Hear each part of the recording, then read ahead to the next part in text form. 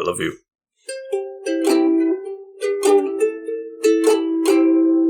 Gentlefolk, ladies and men, we're glad to have you here again.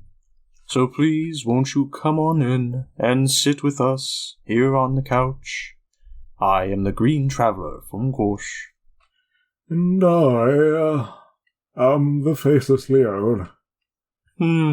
A large sack made of rubber tree sap. And this is a podcast about movies and television called Green Faceless on the Couch. You can be nicer to yourself. You're not a sack.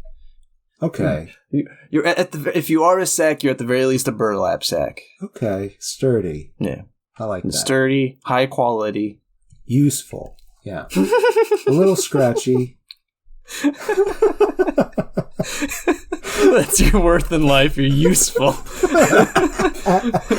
We'll let Freud know. Hey, as long as I was useful.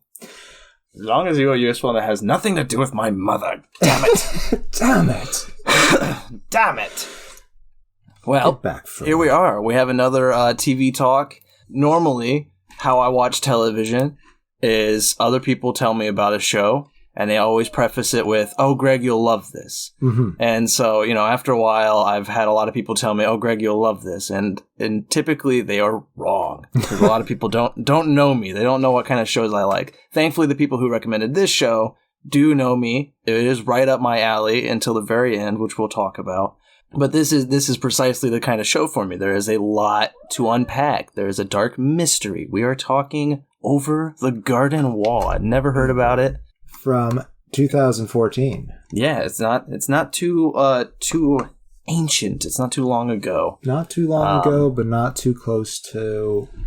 Yeah, it's probably also why I don't know anything about it. Like, the last time I paid attention to any TV that was currently airing, that's not Doctor Who, that is, was Fringe, I think. I think this was coming out on Cartoon Network our freshman year. No. Yeah. No, it was later than that.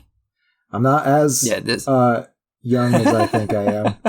Shit. Yeah, 2014. That would have been your senior year. I would have, I think, been graduated by then. So you were busy, stocking shelves. Yeah, busy doing nothing. Yeah. I was busy being lazy is what I was busy doing. No, but I dropped off to television. Like, I didn't care. Actually, no, I watched How I Met Your Mother when it was still airing. So I guess that would be the last show that I watched live. Right. With the exclusion of Doctor Who, of course. And so, like, that's probably why I never even heard about this. The shows that people talk about, like Game of Thrones and Tiger King and all that kind of dumb stuff, like, I just don't watch those shows. So, like, this went completely under the rug. But it's right up my alley in the fact that it's also just 10 episodes that are 12 fucking minutes long. Yeah, it's really easy to watch, yeah.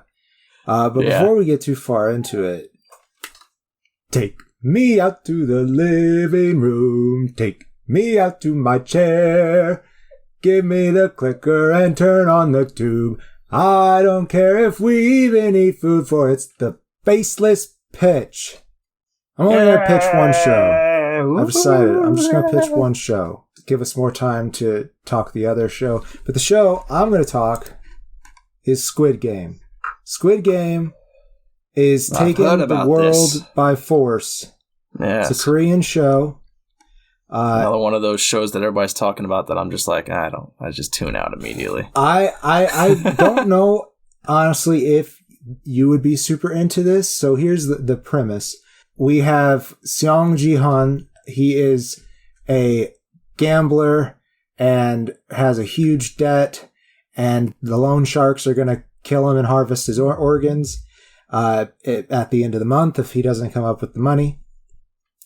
And he gets a card from somebody, and it has weird symbols on it and tells him to meet at a certain place at a certain time.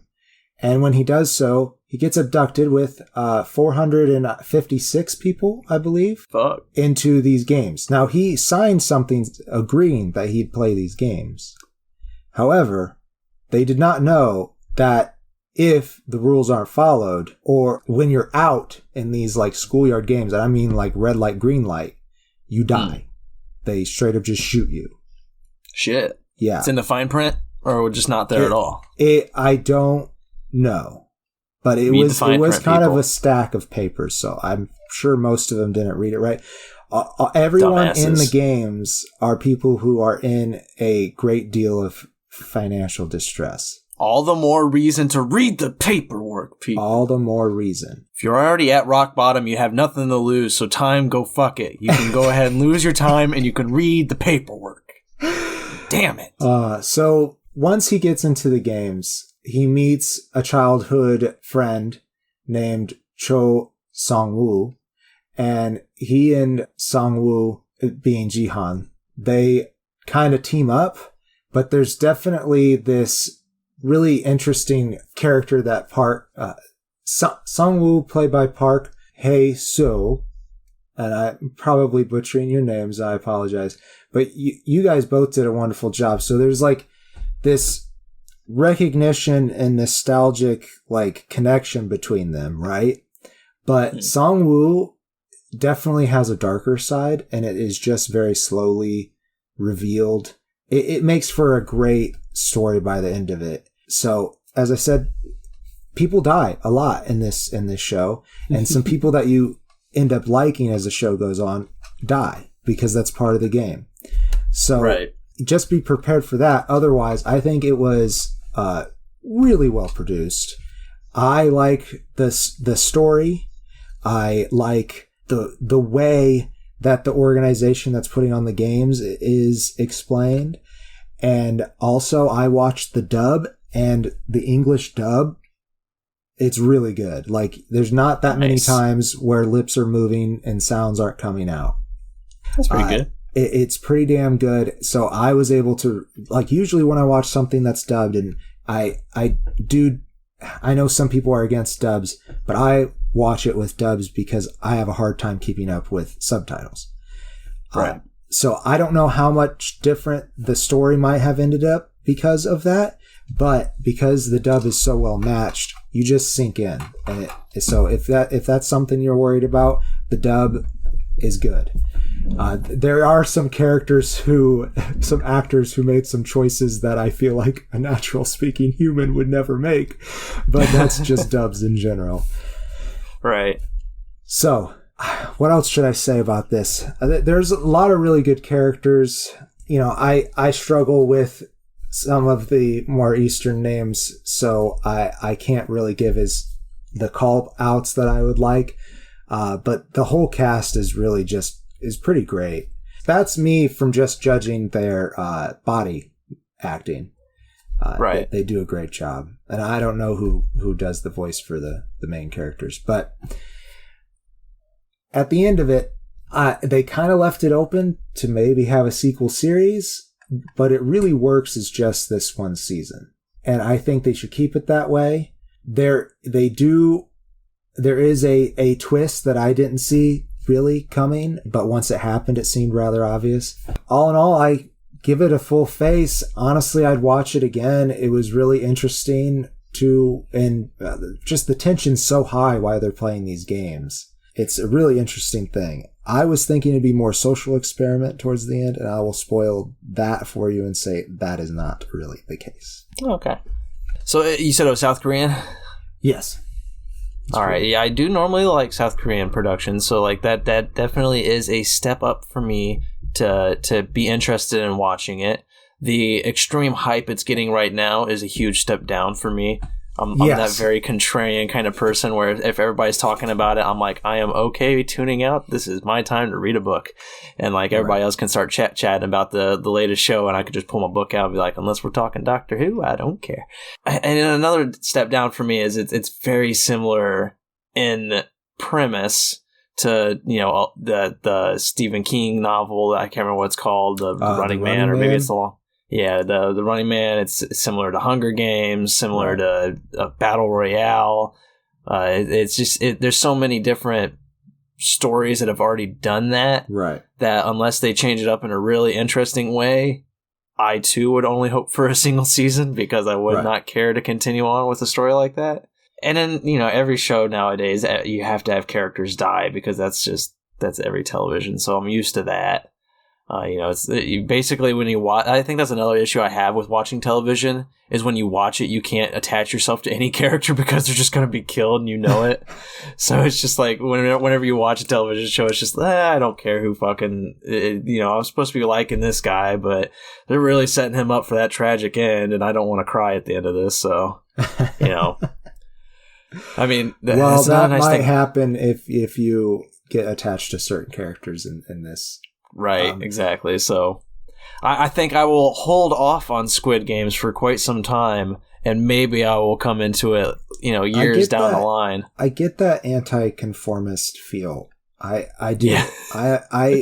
I almost didn't pick it up, but honestly, the trailer was enticing enough. And I, like you said, do typically like the Korean productions that I have seen.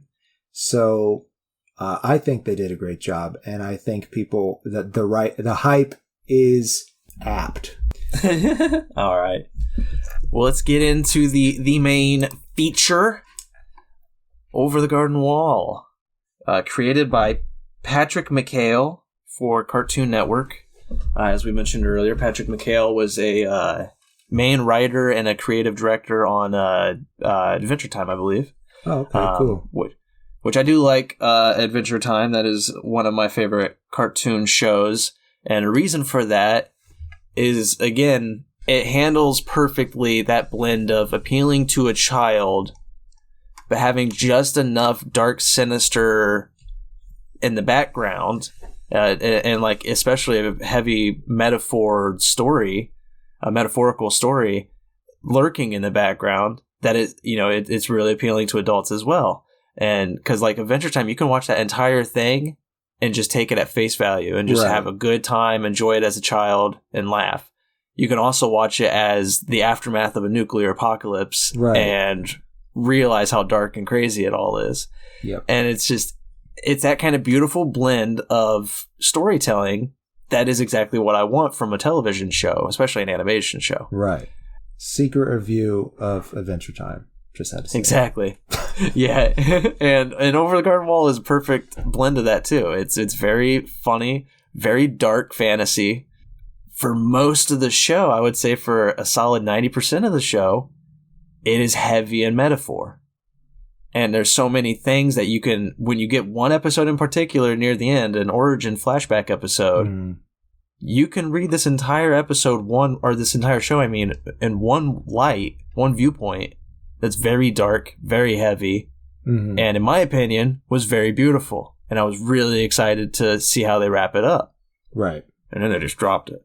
but before we put up a wall and talk about anything like that, let's talk the story. Do you want to explain what the Over the Garden Wall is about? Yeah, so Wirt, voiced by Elijah Wood, is lost in the woods with his little brother Gregory, played by Colin Dean. What a stupid name.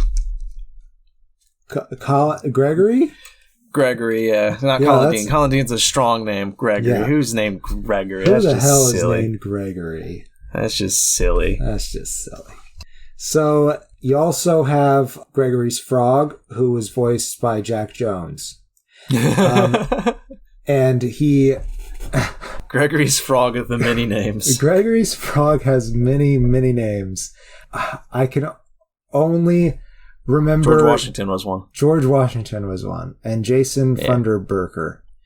And Wirt. It was named Wirt for a little while. Yeah. So it was beautiful. Wirt is trying to get Gregory back out of this woods. And they have these great costumes, or rather their clothes. He wears a cone hat with a cape. And Gregory wears overalls with a tea kettle on his head. Yes. It's very cute. He was an elephant. Yes, he was an elephant. Oh, I love Greg. He's so cute. Yeah, he is super cute. He gets them in all sorts of trouble, though, at least from Wirt's perspective. And they meet Beatrice, who is played by Melanie Linsky, and she is a bluebird. And she she's trying to help them to get to Adelaide, I don't know what exactly they call her at the beginning, but she's some magical being played by John Cleese. Yes. There's even and that's one thing I love too, is the voice acting choices. There's great voice acting throughout the entire show. Like everybody's doing a great job. It's amazing. And I love the sinister villainous female ladies being played by men. Not to say that Adelaide is sinister villainous female lady, but there are other sinister villainous female ladies played by male voice actors, like Auntie Whispers, played by Tim Curry, which I would not have known if her friend had not told us beforehand, because like it's such a good performance. Like I would not have known. Yeah, it's beautiful. I should backtrack just a moment, because before they even meet Beatrice, I think they meet the Woodsman. Oh, yes. The Woodsman is played by Christopher Lloyd amazingly. And he speaks in this rhetoric, and everything he does is just so all important. But the way that Christopher Lloyd plays it and that it's written, it really scares the shit out of work. So he gets the hell out of there. But the Woodsman is always warning them about the Beast. And when the Beast does come in, he is played by Samuel Ramey. And the Woodsman also has this lantern. I've been holding my arm up to remind myself to talk about the lantern. He can't let the flame go out. And I will leave it at that. Because that is what his rhetoric is in the first episode. That is his driving goal, is he's got to keep the lantern lit. Oh, what to say before we like drop a spoiler wall? Like, because there's so much beautiful about this. The animation itself is beautiful. It's very like, I mean, you see this animation all over Cartoon Network. Like, this is, that is their bread and butter in this regard, and it's great for this kind of show. It lends to the dark fantasy, especially when they're in that forest. Like, anything they come across is eerie as fuck. It's great.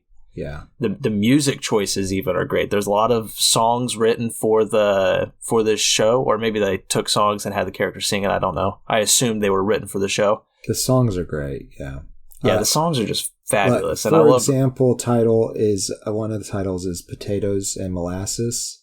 And that's one of my favorites. It's a very, very silly song. It's just good music. And I mean, you get that taste of like people who aren't singers. Like, you get actors who are just like normal people sounding, who are singing, and it's kind of funny to listen to Elijah Wood sing. Like, he's a good singer, but it's like you hear his voice, his nuances in these lyrics as Wirt, and it's hilarious. It lends a lot of quality to the songs. And fucking Colin Dean as Greg is just goddamn wonderful. Like, I love that so much. He was so funny. Yeah, that kid is hilarious. It has been some time. I was just wondering if he's been in something that I have seen. Well, he was in the Krampus movie, but I haven't seen that. Oh man, we should sometime. That'd be fun. That would be fun. I love me some Krampus. Oh, Krampus. Krampus. Crampy Crappet. And another thing is, like, I like also that Elijah Wood takes on these like deep dark projects like this a lot. Yeah, because that's just he's one of my favorite actors. He's such a fun personality. He got hurt by the ring. He just there's a circular scar on his soul. It weighs on him so heavily that he just has to keep doing it. But like, this show reminded me a lot of Wilfred. I don't know if you've ever seen Wilfred. Yes, Wilfred. That is a weird show. I love it though, because that's the kind of show I want. I want comedy that has just this very sinister, dark underlaying. Right. It's got to have a lot of layers. That's another reason I like Lost and Fringe, is there's so many different layers to those shows. And why I was able to follow soap operas for so many years. I feel like I like soap operas a lot because there's always a lot of drama and new layers being added every fucking episode. But with Wilfred, it's this guy who at the very beginning of the show commits suicide or tries to commit suicide. Mm-hmm. He fails and he wakes up and he's able to hear his dog talking, and it looks like a human dressed in a dog costume. Right. Everybody else in the world sees it as a sheepdog. or whatever kind of dog it is. I can't remember. I don't fucking know. It's a big dog though, because he's bigger than Elisha. Right, but he sees it. He sees it as a walking, talking human dressed in a dog costume. Yes, and they have great adventures. And he's always trying to figure out what the hell's going on because there's some deep, disturbing shit that comes in. Secret review for Wilfred. I love that show. But this show has a lot of that similarity where there's a lot of things lurking underneath where, you know, as you're watching this, you're like, I think they're trying to imply something about this. Like, specifically, I can say before the spoiler wall, and then we'll talk behind it, Greg always renaming the frog. It gets to a point where it feels like it's no longer a joke. Where it feels like they're trying to imply something with this. And I loved that. I loved looking into this episode because that's the kind of person I am when I watch things. Is I want to analyze it. I want the story. I want to look into it and see what the creator is trying to tell me. You know, what they're feeling when they're writing it. And that's this whole show is like, as you're watching it, you're laughing so hard because it's really hilarious at times. It's really eerie at times, and it's a great for this atmosphere. The mix kind of reminds me of Courage the Cowardly Dog, except for the laughs were more outlandish in Courage. Yeah, that's fair. And like you guys were all talking about how you all watch it in November. I feel like if I had watched this in October, I'd be happier because it has more of an October feel, even though it came out in November of 2014. And like I know it does have that November feel. I don't know. I've always just blended early November into Halloween still. Because I'm still kind of in that aftermath. So, like, I don't know. It's got that early, it's dark in the morning kind of feel. Yeah. I love it. Yeah. I do really like this show. And there's a lot that I would like to talk about. Like, you're going to mention what you're going to mention Beyond the Wall, and it will kind of conflict with what I'm going to say. But I like this world that's in the forest. There are these very distinct places in that, and sometimes it does pop the perspective away from Wirt and Gregory, and you do see it from other characters, being Beatrice and that school teacher's dad. There's a scene where he has like a monologue. Oh wait, actually I think Greg and Wirt see that, so that doesn't count. So anyways, there's Pottsville. I kind of want to talk about Pottsville first because I love Pottsville. That is probably Pottsville. Pottsville is the one where they go and everyone's dressed like scarecrows with pumpkin faces. Yeah. So it kind of feels like a cult kind of thing, and I think Wirt even says this kind of feels a little like some weird religious thing. Right. And it is probably like, it's one of the earliest episodes, and it's probably one of the most ominous because you do not know what's going to happen until the very end. Yeah. And then the ending happens, and it's pretty good. It's funny. Yeah, and the nice thing about it too is it's just 12 minutes, so it's, you know, all of that build up pays off really quickly. You're not stranded for a very long time waiting for what's going to happen with these crazy pumpkin headed town members. Because that was also another part of making it easier to move on to the next episode. Is you watch that kind of an episode, it's very eerie for a long time, and you're just like, oh god, I don't know how this is going to end. I don't know how these kids are going to get out of this. It definitely feels like a cult, and then it has this like very jolly kind of like flip the script on you ending that you're like, well, now I gotta watch the next one because I just want to see what the next adventure is. It doesn't feel it feels very rewarding to get to the end of, even though it's only 12 minutes. It's just a very rewarding, happy experience. But do we want to build that garden wall? Shall we? But first, I think I need a soda pop. Alrighty. Yo, I'm gonna call a lot of symbols metaphors and say a lot of incorrect shit, I'm pretty sure. And if you want to skip that embarrassing period of my life, you can go to 3240. Brick, brackle, brack. We're back. We gotta go a little beyond the garden wall. We're not going just over it. We're going under it, damn it. We're gonna go around. Oh, shit.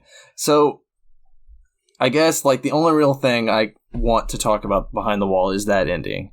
And so I will say, even though we are behind a spoiler wall, if you have not seen this, 100% recommend this show. Stop now. Go watch this. Like This is your second spoiler wall. Yeah. This is the you passed the outdoor sighting and you're inside the installation, and this is the drywall. Right. Okay. Yeah, so we're telling you right now. Yeah, you've hit the X in the upper right corner and it's popped up saying, "Are you sure? Yes or no?" And if you haven't seen it, the answer is no. Click, go to wherever I tell you in the spoiler wall to go to skip the spoiler, because I don't want to ruin the ending for people. But that's your final warning. So the reason I don't like the ending, and when I say I don't like the ending, it kind of sounds like I'm saying I don't like the show. I love the show overall. Like, I think it's still, even with this ending, it's still great and still easily rewatchable, and I still like the ending. I just wish they had gone dark. Because, as you're saying, there's a lot of people in this unknown, which is what they call the forest. It's the unknown, I believe.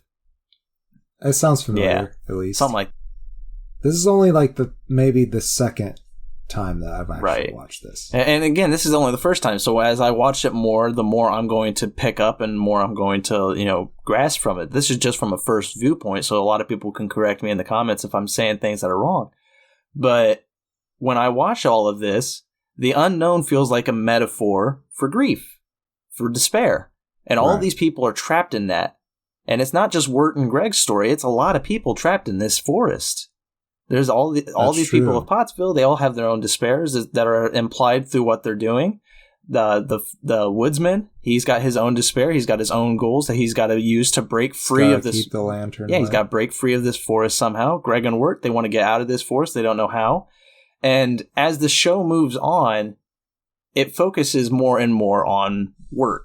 And it starts to focus on his insecurities and a lot of the things that are holding him back. And I mean, I feel like if I were to watch it as a kid, I would side more with Greg. I would relate more with Greg, mainly also because he's named Greg. What an awesome name. I was just joking earlier. That's a beautiful fucking name.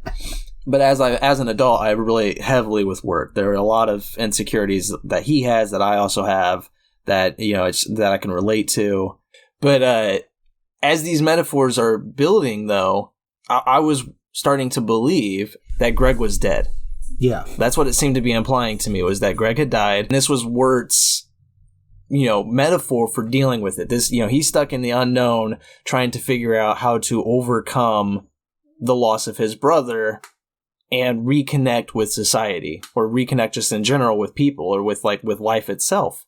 And it was so moving that when I watched the origin story, which they put a flashback episode where you see how they became to get into the unknown, I was crying preemptively because it was heavily pushing for that. Mm-hmm.